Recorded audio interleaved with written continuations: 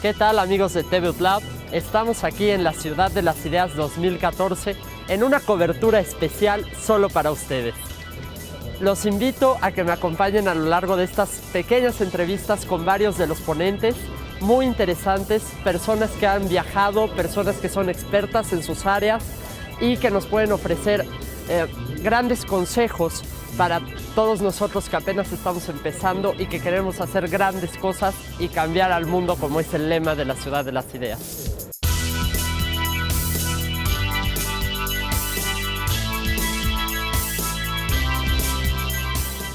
Para empezar, vamos a platicar con Andrés Roemer, actual cónsul de México en San Francisco y curador de la Ciudad de las Ideas. Andrés, buenas tardes. Es un gusto, buenas tardes. Bueno, platícanos cómo nace esta idea de la Ciudad de las Ideas, este proyecto y los alcances que ha tenido. Mira, esto nació en un mapa mental en un restaurante japonés de la Condesa, Ciudad de México, donde pues tenía la misión de qué podemos hacer para realmente hacer una mente más crítica, inquisitiva, cuestionadora, rebelde, empoderada, porque solamente si te preguntas, bueno, ¿y por qué estoy como estoy? ¿Y por qué no estamos distintos? ¿Y por qué hago lo que hago? Pues es la única manera realmente de poder ir hacia adelante, entendiendo nuestro cerebro, nuestra cultura y cambiando nuestras circunstancias.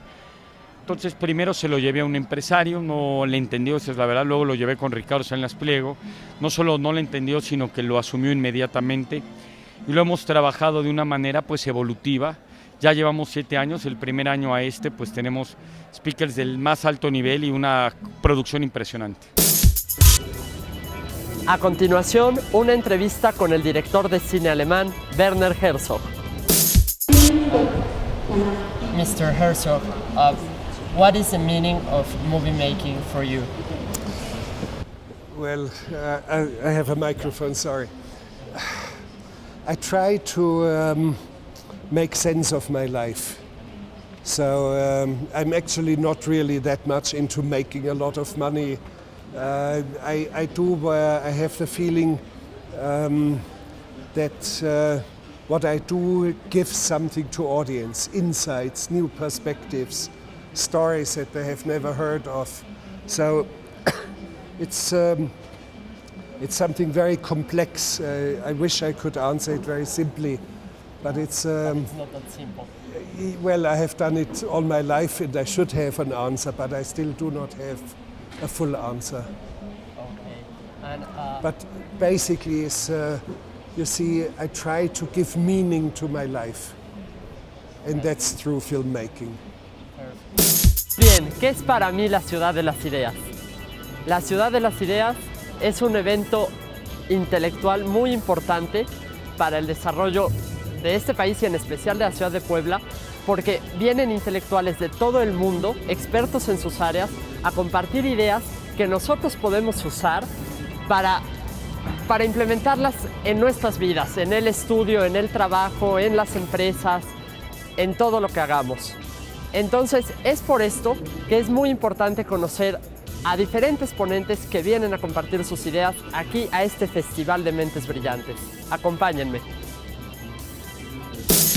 You talked at this event about this virtual reality that is like having an impact on every aspect of our lives.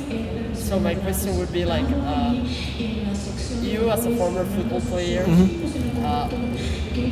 how did you become interested in this topic, and how did you get like immersed in all this new technology that is coming on?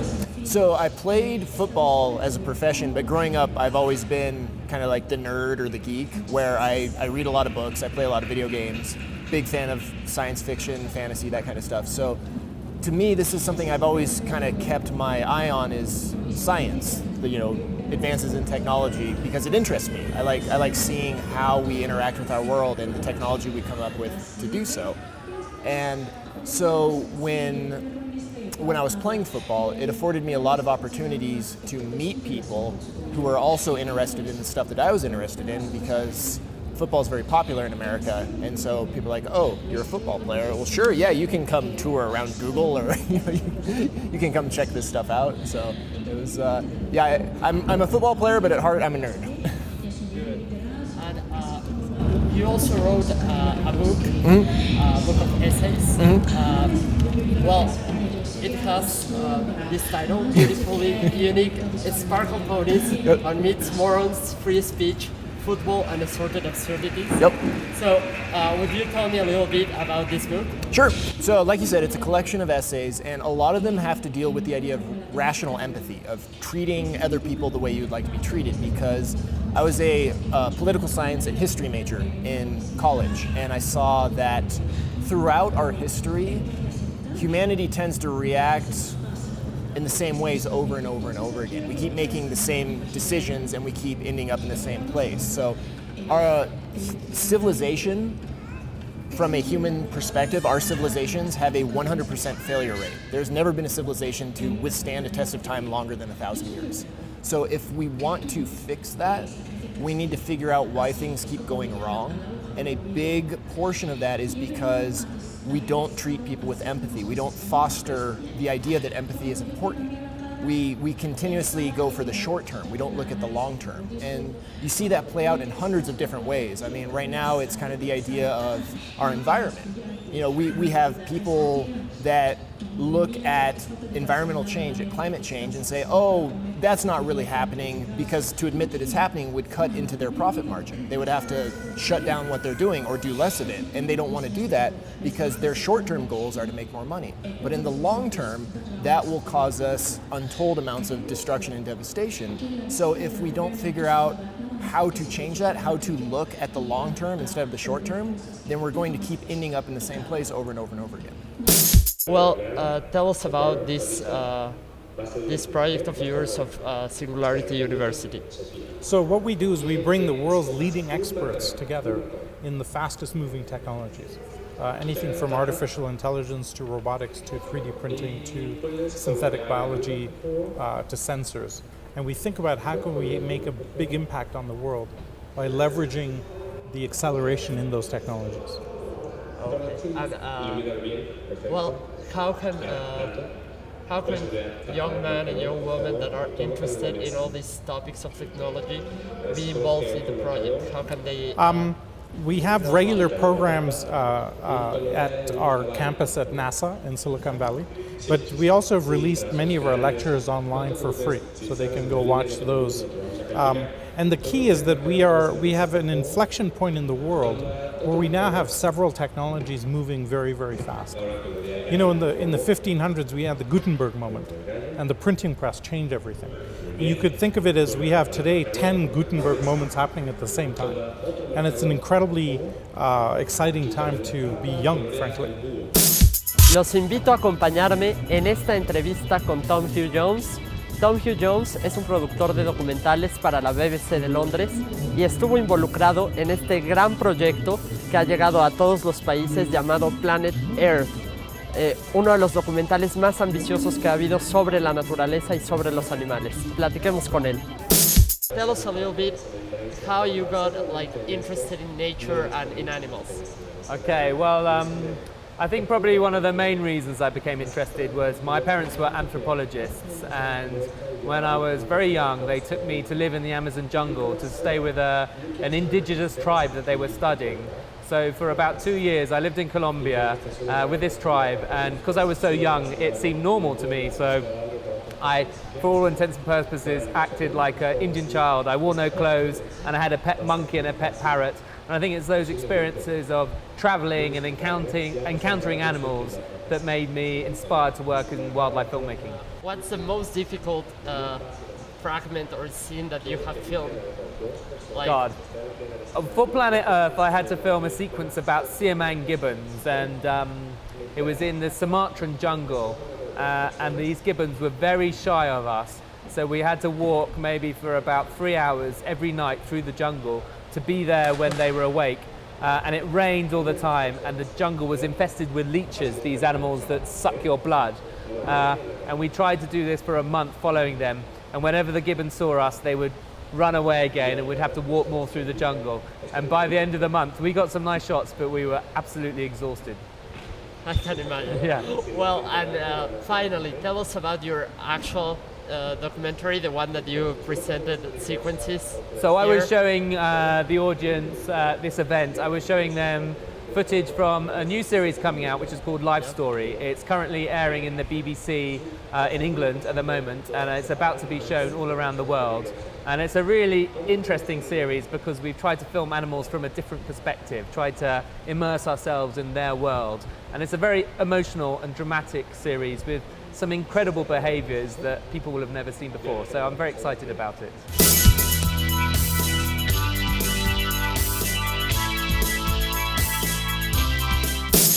Y bueno, en este debate de pianos que hubo en la Ciudad de las Ideas, a usted lo presentaron como alguien a quien le gusta improvisar sobre las piezas musicales, sobre las partituras.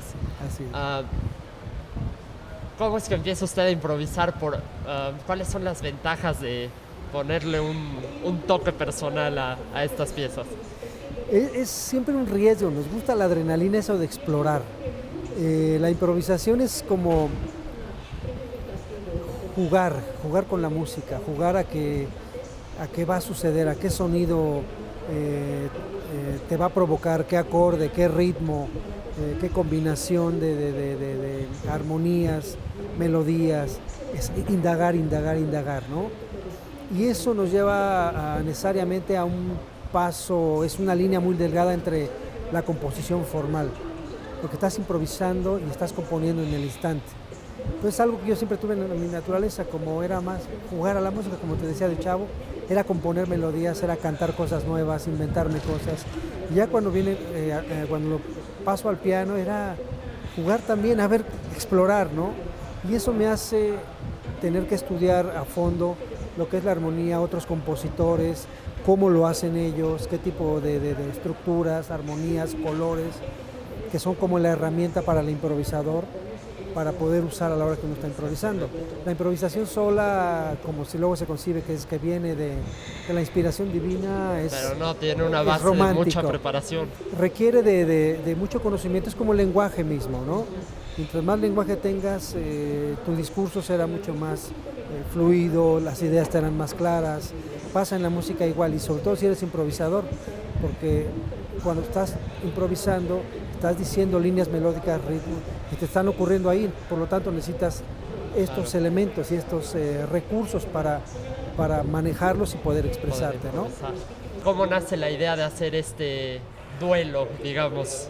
Exacto, fluctúa entre un debate, conversación, duelo, tiene un poquito de todos estos elementos, y la idea surgió alguna vez que platicábamos el maestro Infanzón y yo sobre una película llamada Novecento, basada en un libro de Alessandro Barico, en el cual el personaje principal es un niño que nace en el barco y se convierte en pianista y nunca sale del barco, y en algún momento sube un pasajero que resulta ser el mejor pianista del mundo y se retan a duelo. Y es una escena memorable, es fantástica en la película. Y comentando esto, bueno, ¿qué tal si algún día nos enfrentamos tú y yo en duelo? Como sabemos, el maestro Infanzón es un gran pianista de jazz, pero él tiene una formación clásica totalmente sólida. Fuimos compañeros en la Escuela Superior de Música y entonces decidimos unir los dos mundos, navegar los dos en ambos territorios, que se denomina crossover, para mí pasar al jazz y para Héctor regresar a lo clásico. Y entonces fue fantástico porque la propuesta de este duelo fue empezar tocando Mozart de la manera más correcta y ortodoxa posible, pero entonces Héctor decide desconfigurarla, improvisar, y yo respingo, y entonces empieza el duelo. Ya en el espectáculo completo, la mecánica de toda la trama es, yo toco una pieza y sobre esa Héctor improvisa. Y hasta que llegamos al punto, el punto álgido es el duelo verdaderamente, para el que Héctor compuso dos piezas fantásticas para dos pianos llamadas Máscara y Cabellera. Al final, bueno, se declara un empate, conciliamos y nos despedimos con una obra fantástica, jubilosa, llamada Manteca, de Dizzy Gillespie.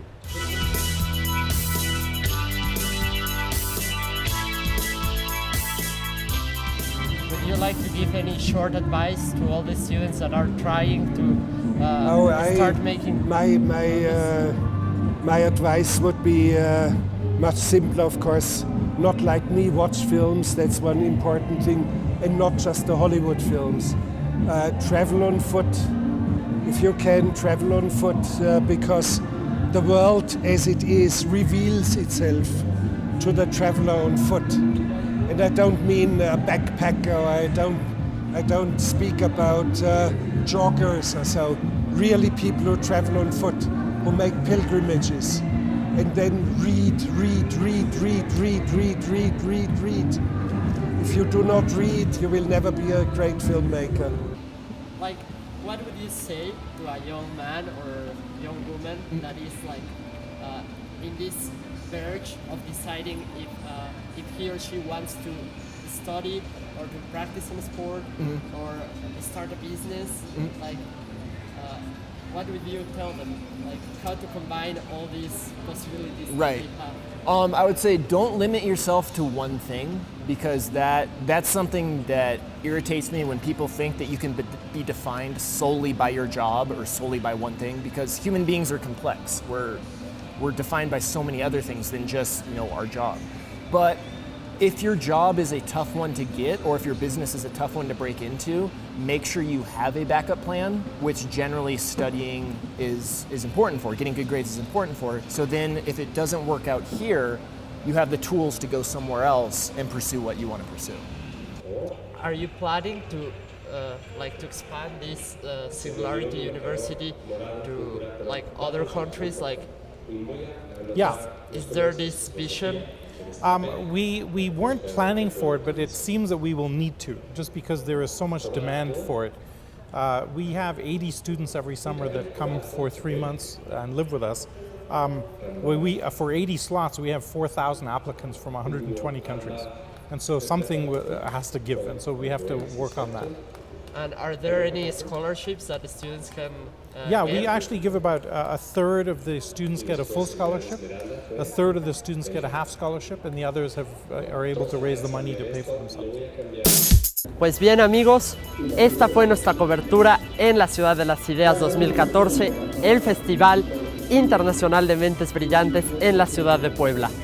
Vale la pena recordar algunas de las cosas que nos compartieron los ponentes. Werner Herzog, cineasta alemán, nos dijo que hay que caminar, viajar a pie y leer mucho para poder hacer buen cine. También Kluwe nos habló sobre estas realidades virtuales que están impactando a la sociedad y que las podemos usar para fines positivos. Héctor Infanzón y Alberto Cruzprieto, en un duelo de pianos, nos comparten sus conocimientos sobre música y además nos platican sobre esta mezcla de estilos que se puede lograr. Uno, un improvisador, y otro, un pianista clásico. Pues así nos despedimos, esperando que hayan disfrutado esta cobertura. Esto es TV Lab, porque en TV Lab estamos conectando ideas.